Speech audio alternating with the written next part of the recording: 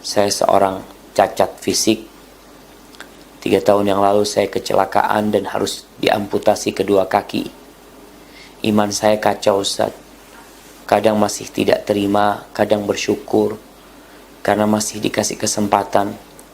Saya mau tanya Ustaz, apa kaki saya bisa sebagai penghapus dosa yang lalu?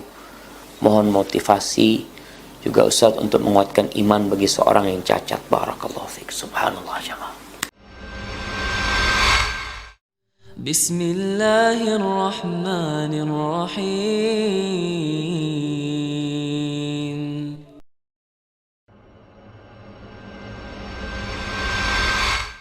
Nah, ini ada pertanyaan yang pertama mengatakan, Assalamualaikum. Saya seorang pemuda umur 26 tahun. Saya seorang cacat fisik. 3 tahun yang lalu saya kecelakaan dan harus diamputasi kedua kaki. Iman saya kacau, Ustaz. Kadang masih tidak terima, kadang bersyukur karena masih dikasih kesempatan. Saya mau tanya Ustaz, apa kaki saya bisa sebagai penghapus dosa yang lalu? Mohon motivasi juga Ustaz untuk menguatkan iman bagi seorang yang cacat. Barakallahu fiik. Subhanallah jemaah. Ya. Dunia ini kenikmatannya akan berlalu, kesulitannya akan berlalu. Maka bagi yang bertanya ini, ingatlah bahwa tatkala Allah memberikan musibah kepada seseorang, seperti memberikan musibah kepada engkau, akhirnya kau harus cacat seumur hidup, maka ketahuilah itu salah satu tanda cinta Allah kepada hambanya. Rasulullah SAW mengatakan, "Idza ahabballahu 'abdan ibtalah." Apabila Allah cinta kepada hambanya, Allah akan kasih bala tuh orang, sehingga dia ingat kepada Allah. Maka dengan kedua kakimu, mudah-mudahan itu jadi penghapus dosa. Iya, itu menjadi penghapus dosa yang akan mengangkat derajatmu kelak pada hari kiamat. Rasulullah SAW menjelaskan tentang kisah di hari kiamat nanti. Yawaddu ahlul afiyati yawmal qiyamah anna juludahum quridat bil maqarid lima yarawna min thawabi ahlil bala. Orang-orang yang hidup di dunia dalam afiah, dalam keselamatan, kesembuhan, kelak pada hari kiamat, tatkala mereka melihat pahala yang Allah berikan kepada orang-orang yang senantiasa dikasih bala di dunia, mereka ingin kulit mereka itu digunting-gunting jemaah, agar dia dapat pahala mereka. Maka tatkala engkau dapat cobaan seperti itu, Masya Allah, engkau bersabar, engkau beristighfar, engkau menerima. Fa inna ma'al usri yusra. Inna ma'al usri yusra. Pasti itu bersama kesulitan ada kemudahan. Dan kau lihat, dengan kau tidak bisa berjalan, dengan terbatasnya aktivitasmu, mudah-mudahan engkau bisa lebih dekat sama Allah. Mungkin dulu kakimu berangkat ke tempat maksiat, sekarang kau tidak bisa lagi, tapi tetap engkau diuji. Apakah engkau bersabar atau tidak? Kesabaran sebenarnya itu ada 3. Yang pertama, kesabaran melaksanakan ketaatan. Dan ini kesabaran yang lebih mulia daripada kesabaran terkena musibah. Melaksanakan perintah Allah. Kesabaran kedua, menjauhi larangan Allah. Dan yang ketiga, sabar terpaksa. Jadi yang ketiga ini sabarnya engkau terpaksa. Tapi ada sabar pilihan. Mendekatkan diri kepada Allah dan menjauhi kemaksiatan. Jadi lihatlah sebagian ulama itu, Masya Allah, ada yang buta, tidak bisa melihat sepanjang hidupnya.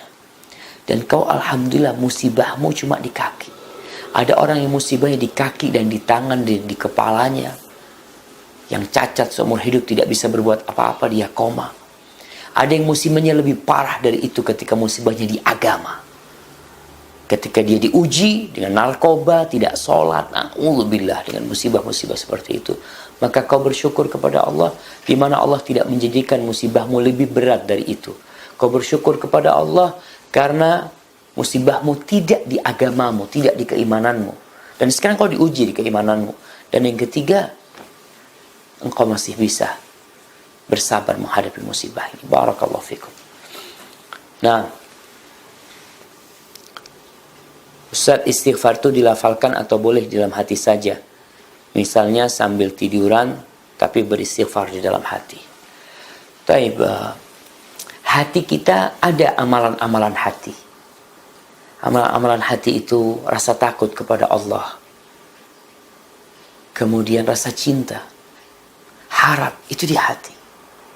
Adapun zikir yang berupa istighfar, itu di lisan diikuti dengan di hati. Jadi tatkala engkau tiduran, engkau beristighfar dengan lisanmu dan hati tentunya ikut. Karena pada hakikatnya lisan ini mighrafah. Lisan itu gayung yang menggayung dari dalam hati. Jadi ketika hatimu beristighfar, takut kepada Allah, maka lisanmu mengucapkan istighfar. Rasulullah sallallahu alaihi wasallam ketika beliau tidur malam, tidak pernah beliau bergerak pindah posisi kecuali lisan beliau penuh dengan zikrullah. Adapun hatinya jangan ditanya hati Nabi alaihi salatu wasallam. Jadi yang namanya zikir itu dari hati keluar di lisan. Zikir ini termasuk amalan lisan. Istighfar ini termasuk amalan lisan. Adapun amalan hati tadi rasa takut kepada Allah, rasa cinta kepada Allah. Maka kau istighfar sambil tiduran ya, hatimu pun rasa takut dan lisanmu mengatakan astaghfirullah, astaghfirullah, astaghfirullah. Barakallahu fikum. Nah, Assalamualaikum Tat, apa istighfar juga bisa mendatangkan jodoh? Masya Allah. Ini pertanyaan orang-orang yang jomblo. Nah, tadi kalau istighfar itu bisa mendatangkan anak, kira-kira anaknya datang dari rumahnya siapa? Datang anak gitu. Dengan datangnya istri. Maka ketika kau beristighfar, Allah mengatakan wa yumditkum bi amwalin wa banin. Allah berikan tambahan kepada amwal, harta. Dan harta itu nggak harus banyak jemaah. Tapi harta adalah yang bermanfaat buat kita. Kau punya uang 1 miliar, tapi nggak barokah. Larinya ke tempat yang tidak diridhoin Allah. Tapi kau punya uang 1 juta, Masya Allah bisa punya anak, bisa punya istri. Maka kalau dikatakan istighfar bisa mendatangkan jodoh, insya Allah. Kau terus beristighfar. Dan husnudzon sama Allah. Ada orang-orang yang suudzon. Biasanya nggak dikasih sama Allah. Kita diperintahkan untuk berhusnudzon. Karena Allah tidak pernah ingkar janji. Allah selalu menepati janjinya. Namun kitanya yang kadang-kala ketika Allah mengatakan waman yattaqillaha yaj'al lahu makhrajan. Barang siapa bertakwa kepada Allah, Allah akan jadikan buat dia makhrajan, jalan keluar. Allah akan jadikan. Terus kalau kita belum dapat jalan keluar, ana Ustaz udah berapa tahun nunggu pasangan belum datang-datang. Mungkin kau punya sesuatu yang menjadi penghalang sampainya air ke kulitmu. Seperti orang yang berwudu, dia usap tangannya dengan air, tapi wudunya tidak sah. Kenapa? Ternyata ada cat yang menutup kulitnya. Seperti wanita-wanita yang pakai kuteks. Apa kiteks tuh? Cat yang di kukunya. Dia berwudu dan dia sholat. Dia berharap diterima sholatnya. Nggak mungkin. Wudumu nggak sah. Karena ada yang menghalangi air untuk sampai ke kukumu. Maka di sini apabila kita udah beristighfar, udah bertakwa, udah macam-macam, kok belum dapat jawaban dari Allah, maka coba dievaluasi. Mungkin ada sesuatu, aku mungkin makan haram mungkin. Hadza wallahu a'lam bissawab. Nah. Masya Allah, ini ada pertanyaan yang panjang banget nih. Assalamualaikum warahmatullahi wabarakatuh. Ustadz, saya seorang janda dengan 2 orang anak. Saya baru mengenal manhaj salaf. Saya saat ini bekerja karena harus menafkahi hidup bersama anak-anak saya. Walaupun sebenarnya saya ingin sekali tidak bekerja di kantoran. Karena anak-anak saya masih kecil dan membutuhkan saya sebagai ibunya di rumah. Namun mantan suami saya kurang bertanggung jawab. Apakah boleh Saya berdoa kepada Allah bahwa saya ingin menikah lagi. Karena saya berharapkan anak-anak saya mendapatkan sosok ayah baginya. Karena mantan suami saya tidak bisa berlaku seperti seorang ayah pada umumnya. Karena fitrahnya menyimpang. Apakah boleh niat saya menikah lagi agar saya tidak perlu bekerja lagi dan berada di rumah saja mengurus anak-anak? Masya Allah.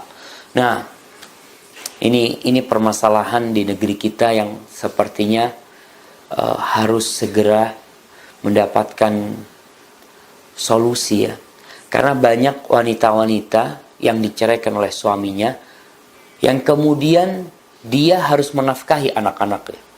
Padahal kewajiban memberikan nafkah itu full kewajiban bapaknya. Oke, anak ikut ibunya karena dia masih kecil mami, tapi bapaknya wajib memberikan nafkah. Terus bagaimana dengan kondisi janda-janda yang ingin menikah? Tafadhol, kau minta sama Allah. Tapi kau minta kepada Allah dengan niat yang lebih baik dari itu. Niat umpamanya supaya ada yang bisa menjaga kehormatan dirinya. Niat tadi dia juga baik supaya dia tidak bekerja. Ustaz, anak bekerja, anak-anak ditinggal. Niat dia untuk membesarkan anak-anaknya. Minta sama Allah. Dan di masa Rasulullah SAW, janda itu hampir sedikit ya. Kenapa? Karena ketika ada janda, para sahabat menikahin mereka. Jadi istri kedua mereka, jadi istri ketiga, istri keempat mereka. Itu biasa. Kenapa itu dilakukan? Karena itu salah satu solusi untuk menyelamatkan masyarakat dari penyakit-penyakit ini masyarakat. Banyaknya janda di masyarakat kadangkala membuat kehidupan di masyarakat itu kurang benar. Karena janda itu bukan hanya butuh makan. Dia kalau butuh makan mungkin dia bisa kerja sendiri. Tapi dia membutuhkan sesuatu untuk memenuhi hasrat dia. Dengan adanya yang menikahi mereka, maka insya Allah makmurlah jemaah. Ingat kita nih hidup fid dunya hasanah wa fil akhirati hasanah. Jangan cuma mau senang di dunia. Kau mau senang di dunia, di akhirat nanti kau mendapatkan azab, na'udzubillah min dzalik. Tapi kita memang kata Allah Jalla Jawa, apa kata Allah? Bal tu'thiruna al-hayata ad-dunya. Kan lebih mengutamakan kehidupan dunia. Barakallahu fikum. Nah, bismillah Ustaz, boleh tidak ana membatasi komunikasi dengan kerabat yang suka merendahkan ana karena cadar yang ana gunakan? Ana selalu direndahkan di depan orang. Kalau perkara karena ana ada tingkah dan sikap ana yang berkenan, ana ikhlas ditegur. Tapi kalau sudah menyangkut pakaian syar'i yang ana gunakan dihina, ana nggak terima Ustaz. Selalu aja ada yang salah dari sikap ana. Ana diam salah, bicara juga lebih salah. Apa yang harus ana lakukan Ustaz? Jazakallah khair. Kayaknya nanti harus banyak istighfar. Minta ampun sama Allah Jalla Jalaluh. Rasulullah SAW mengatakan, alladzi yukhalitun nas wa yasbir ala adahum khairun minalladzi la yukhalitun nas wa la yasbir ala adahum. Kita ingin menjadi orang terbaik di depan Allah Jalla Jalaluh. Maka di antara langkah-langkah untuk menjadi manusia yang lebih baik, kata Nabi SAW, orang yang bergaul dengan manusia, apalagi dengan kerabatnya, dan dia sabar disakiti oleh mereka. Sabar disakiti oleh mereka, diganggu sama mereka. Itu lebih baik daripada orang yang tidak bergaul dengan manusia, yang menutup diri dengan kerabatnya, dan tidak sabar diganggu sama mereka. Apa yang anti rasakan? Itu sebuah gangguan yang sangat kecil sekali apabila dibandingkan dengan gangguan atau lautan dan samudra gangguan yang diterima oleh Rasulullah SAW. Nabi dikatakan majnun, orang gila. Tapi Nabi tetap datang ke kaumnya. Nabi disebut sahir, penyihir. Beliau bersabar menghadapi mereka. Beliau dikatakan penyair, dikatakan pendusta, macam-macam. Dikatakan Al-Quran ini ucapan manusia. Beliau bersabar menghadapi mereka. Dan seorang mukmin itu seperti pohon kurma. Kata Nabi SAW, al-mu'min kan nakhlah. Oh, subhanallah. Tahu pohon kurma? Daunnya tidak jatuh. Dia rindang. Dia lempar sekeras apapun, dia tidak akan membalikkan batu. Yang dia balikkan adalah buah-buah kurma. Jadi engkau ketika dihina, balaslah dengan yang lebih baik. Ketika engkau dicela, dicaci, direndahkan, kau ingat, ya Allah, mudah-mudahan ini jalanku menuju surgamu. Aku harus kayak gini nih. Mungkin di sini aku bisa memberikan petunjuk kepada saudaraku. Dan bersabar. Menghadapi yang seperti itu, Allah telah memberikan kepada kita solusi. Apa kata Allah? Idfa' billati hiya ahsan. Balaslah dengan yang lebih baik. Itu solusi. Karena manusia ini bahan dasarnya baik. Dia tuh menghina kita karena dia nggak tahu, karena dia nggak paham. Rasulullah SAW diperangi oleh kaumnya. Karena apa? Karena kaumnya tidak paham dengan kebenaran. Maka tatkala Rasulullah SAW pada tahun ke-8 Hijriah, setelah 8 tahun meninggalkan Mekah, beliau datang ke kota Mekah, menaklukkan kota Mekah. Apa yang beliau lakukan? Membalas dendam, menghabiskan sakit hati beliau. Beliau mengatakan kepada para penduduk Mekah, idhabu fa'antum tulaqa. Kalian silahkan pergi semuanya. Kalian semua aku maafkan. Kalian bebas mau kemana. Subhanallah. Itu akhlak. Jadi mudah-mudahan dengan engkau udah ngerti, faham dengan sunnah ya, engkau pakai cadar, engkau bersabar menghadapi hal itu. Engkau balas dengan senyuman. Tadi dikatakan ngomong salah, diem salah. Kau bilang, tolong kau kasih nasihat aku. Apa yang harus aku lakukan? Supaya aku bisa dicintai Allah SWT. Gak masalah. Balas dengan yang lebih baik. Barakallahu fikum. Nah. Assalamualaikum Waalaikumsalam. Saya mau tanya bagaimana sebaiknya yang dilakukan sang istri agar suami tidak bersikap dingin terhadap istri. Suami saya orang yang tidak pandai berkata-kata dan tidak pandai mengungkapkan isi hati dan perasaannya. Terima kasih Ustaz. Subhanallah jamaah ya. Memang kalau kita perhatikan orang-orang yang hidup di sekitar kita, ada karakter-karakter yang macam-macam. Kita punya sohib yang jarang ngomong. Kita ada sohib yang Masya Allah, kalau sudah ngomong, itu kayak keran yang nggak bisa dimatikan. Ada yang model-model kayak gitu. Ada yang ember. Ya. Ada orang yang pemalu. Ada orang yang tertutup. Bagaimana kita menyikapi itu? Kita jangan maksa orang untuk jadi seperti kita. Nggak bisa kita paksa dia. Tapi kita menyikapi dia sebagai dia itu kayak gitu memang. Mungkin kita bisa memperbaiki dia, nggak ada masalah. Tapi kita yang harus sadar. Artinya ada orang yang gampang, bahasanya itu ngambek ya. Ada masalah dikit ngambek, udah ini. Ya kita, oh berarti orang ini nggak boleh, nggak bisa diajak gurau. Kita yang harus tahu diri. Jangan kita ngomong sama dia, kok itu gurau kayak gini aja udah ngambek gitu. Ya memang orangnya dia kayak gitu. Maka kita yang harus paham. Orang yang cerdas adalah orang yang memposisikan dirinya sebagai dokter yang ngobatin orang-orang. Oh orang ini, kita lihat, oh orang ini sakit perut nih, ini obatnya. Tidak semua dipukul rata. Maka bagi seorang istri yang mendapati suaminya tidak pandai bertutur kata, mungkin dianya memang sebelum menikah udah kayak gitu. Berbeda kalau suaminya ini sama orang, Masya Allah, ngobrolnya enak, di rumah diem doang. Ini ada yang salah nih.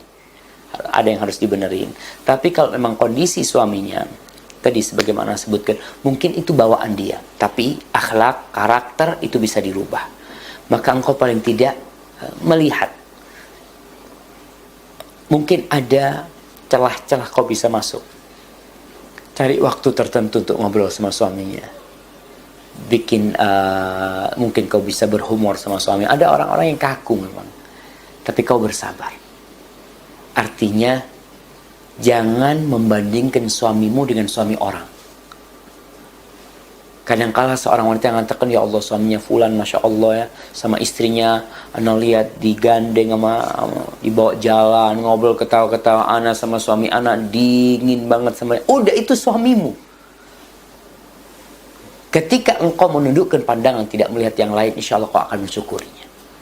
Dan mudah-mudahan itu menjadi penambah amalan dan pahala buat engkau dengan bersabar menghadapi itu. Dan doakan suaminya. Doa termasuk jalan pintas untuk merubah karakter buruk. Barakallahu fikum. Nah, ini assalamualaikum Ustaz. Waalaikumsalam. Apakah anak durhaka jika anak perempuan yang telah menikah selalu membantah keinginan orang tuanya? Orang tua saya selalu gila dunia, selalu minta belikan harta benda, tidak diturutin dia marah-marah, dan menyumpah serapah. Terima kasih. Wassalam.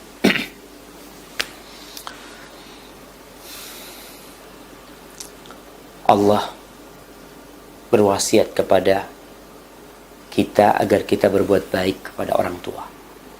Wasainal insana biwalidayhi ihsana. Wasiat dari Allah.